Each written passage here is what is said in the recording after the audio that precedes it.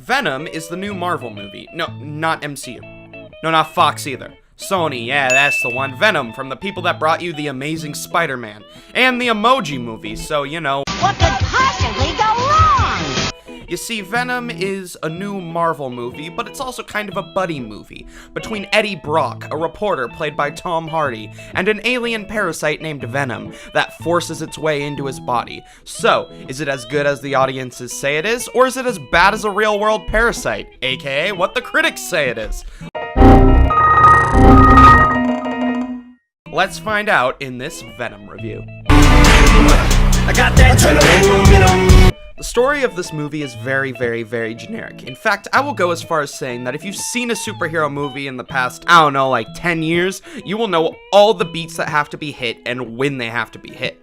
That being said, even in the superhero genre's framework, Venom does manage to set itself apart in a few ways. For one, the story feels very similar to the original Spider-Man, especially in the scene where Eddie gets infected, and I thought it was kinda cool to see a dark take on, like, a Spider-Man origin, almost like a dark Spider-Man. The film also creates a very likable relationship between Venom and Eddie. In fact, it's the best relationship in the entire movie. That's a segue, by the way.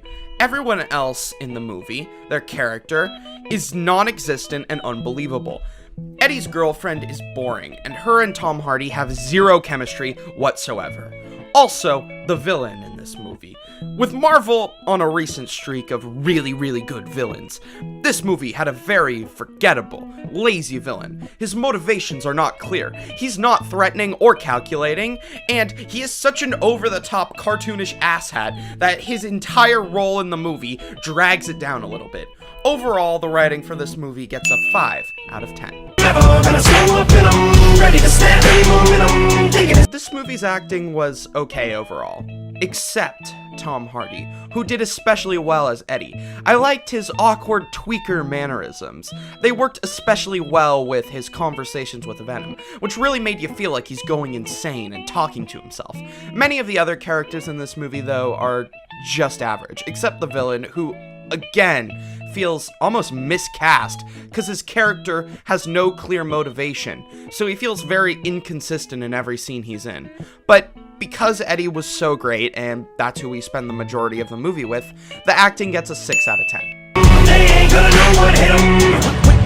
I was actually very surprised by how well this movie was shot. It had many interesting transitions, angles, close-ups, and views of San Francisco. But as the movie goes on, the shots become more mediocre and by the numbers, until during the final climax of the movie, it almost feels as though you could replace it with the Incredible Hulk movie climax. You know, the one with Edward Norton, and no one would notice, which brilliantly transitions into the next part, and it's that the CGI in this movie is terrible. It looks like a bad video game trailer from 2008. This is almost embarrassingly bad.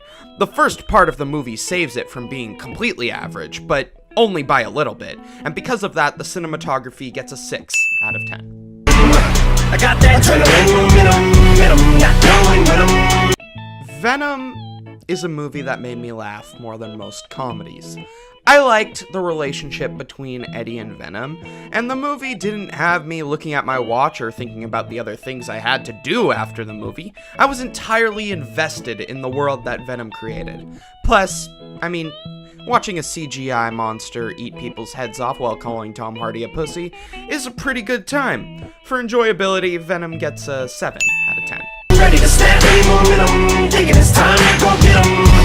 Overall, Venom is a fun superhero movie that suffers from a few problems like a terrible villain, bad CGI, weak story, and some generic characters. However, it is undeniably fun to watch Tom Hardy tweak like a homeless man on bath salts while arguing with a bad Gary's mod skin. Overall, it gets a 6 out of 10.